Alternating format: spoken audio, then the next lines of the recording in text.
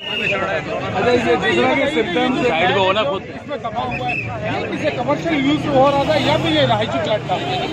अभी तक तो रिहायशी ही लग रहा है। नीचे दायरे में कमर्शियल है, बैंक के मेजरलाइन भी के पास है। आगे लगा जंगल का जो अपार्टमेंट है वो रेजिडेंशियली लगता है, लेकिन अभी दायरे जब सारी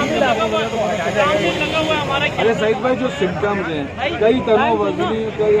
होते हैं, जो आउटर होते हैं, सीधे मोटरसाइकिलें उड़ के दूर जा रही है दूसरी सड़क पे, और पूरा जो खंभा है ट्रैफिक सिग्नल है वो दूर जा के रहे, उसके बाद भी कहना सिलेंडर धमाका होता है। मैं यकीन से नहीं कर रहा, मैंने आपको ये नहीं कहा कि सिलेंडर का है। मैंने कहा कि इस बात का तयन हम बाद में करेंगे कि क्या था, लेकिन जो गैस की लाइन का धमाका होता है वो भी सीजन का होता है,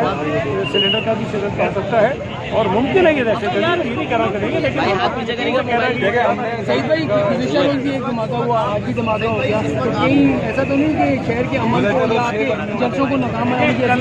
कल का जो वाक़या था उसमें तो कोई शुबा नहीं है, तय हुआ दहशतगर्दी का वाक़या था, लेकिन अल्लाह ने करम किया कि उसके अंदर कोई नहीं हुई।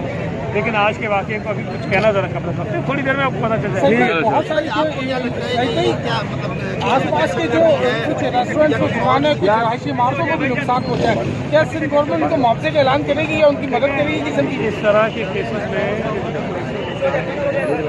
लगाते हैं, वो रिपोर्ट देते हैं